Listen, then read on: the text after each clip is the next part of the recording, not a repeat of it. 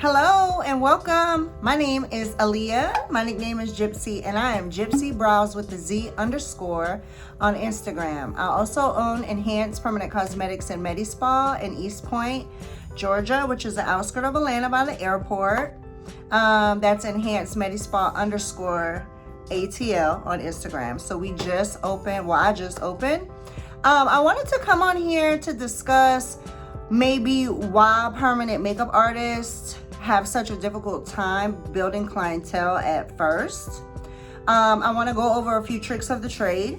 I've been in the beauty industry for over 25 years. So I started off as a hairstylist for 22 years. I had moved to 2 different cities, so I am very familiar with rebuilding clientele.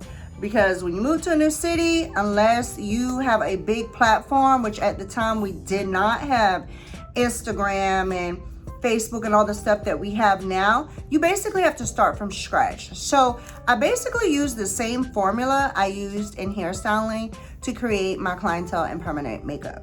So the formula that I used is, don't be scared to put something on sale at first.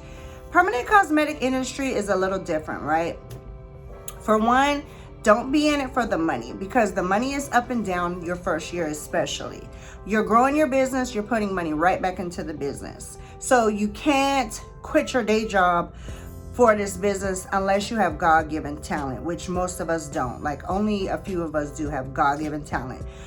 Basically, this is a skill set that you have to create, you have to nourish, you have to practice, you have to put a lot into, a lot of dedication, consistency, and time, okay?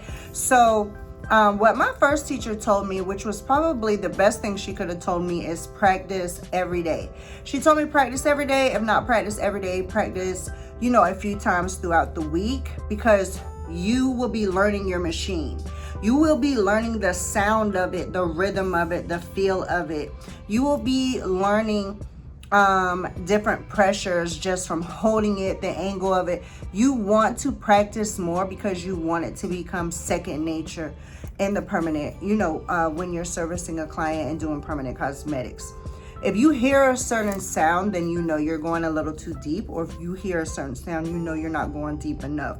So get familiar and get acquainted with your machine, because your machine is basically your best friend.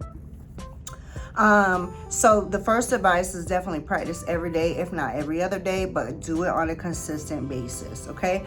The other thing to grow clientele that worked for me and has always worked for me in the hair business as well is do a few people for free, okay? So these are your models. These are your family, your friends, people that you trust. You're gonna do them for free, okay? I started off and I did 2 people for free when I first took my class, okay? I did 2 people for free, and then I would work my way up. So the next person was like $50, the next person was $75, the next person was $100. I would say when I got around my 5th or 6th client, my confidence level had gotten so good, and I had finally gotten a feel for the skin. This is after a few months of practice, keep in mind. So I practiced on practice skin for about 2 months. I was nervous. I wouldn't say wait that long, but I would say make sure you're confident on practice skin. Get somebody that in case you do make mistakes, they won't be upset with you. And let me tell you why price is so important, is because if you do make a mistake, people are much more forgiving of you if you're only charging, $50 or $75, as opposed to you jumping out of here and you're charging, $300, $400, $500, $600, and you're charging what top dogs charge, okay? So keep the price low at first, because it's not only beneficial for them, it's beneficial for you. Why is it beneficial for you? You get a feel for the skin, you get practice, you get to see you get to monitor the healing part of it, you get to see what works for you, which I've worked out some kinks. I do know what works and what doesn't work, but it took me some time at first to figure it out. I didn't have the best teaching, for my first training. But you definitely, you're using the images for your own benefit. And you need these images because you need to show the world what you're doing, So it is a benefit for both parties, for them because they're getting a discounted price, as well as you, because you're getting the practice and you're getting the images. And you can reuse those images as many times as you want to. Like if you take 30 pictures and 3 videos, you could chop it up and reuse them multiple times in multiple different ways. So it is beneficial. Also, I would say you get out what you put in. So my first year, not only was I servicing clients in the daytime, I would come home and work on my marketing, my social media, my edits of my photos, and I would blast it to Yelp, Google, Facebook, Yahoo, wherever platform I was on. The admin work of it was just as important as the actual procedure, and it's about 50% of the time. So you have to do a lot of work back in. If you ever heard this saying, it was really cute because it said, I quit my 9 to 5 so I could work 24/7. That is literally the truth, because you work so much on your business. It's your baby. You've made a large investment. You're too deep in, so it's just like all or nothing. You're gonna go in. Also, another thing, give hairstylists discounts, the popular ones. I'm not saying the ones that have 50 followers, but look for popular hairstylists in your city and offer them to do their brows for like $100.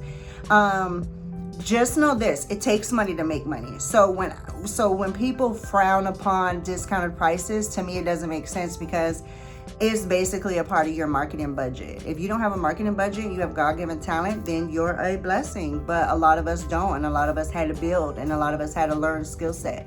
So yeah, reach out to your popular hairstylists that are really busy, because people are gonna ask who did their brows and spark the conversation, okay? Customer service. I'm noticing this is lacking a lot in today's beauty world.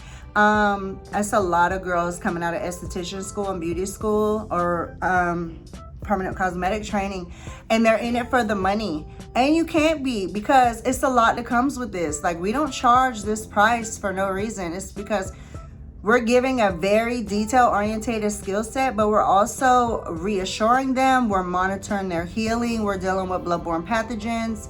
Like, this is a very extensive career. So just make your clients at ease. Like, let's get customer service back in here.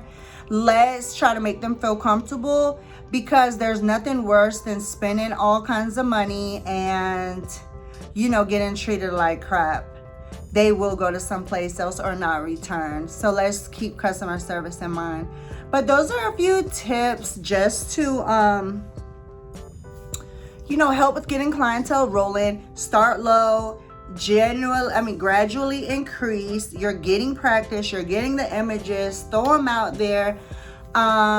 It's an investment right now.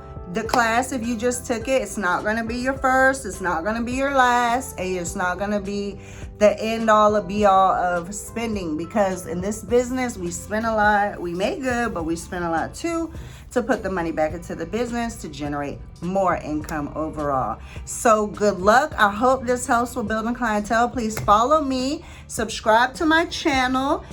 It is going to be a lot of honest, real, from a real day-to-day artist on just tips of the trade. So I hope I can help you. I wish I had somebody that helped me at the time, but I'm here to help. If you have any questions, feel free, hit the subscribe button and follow me on Instagram, GypsyBrows_ and enhance Medispa _ATL.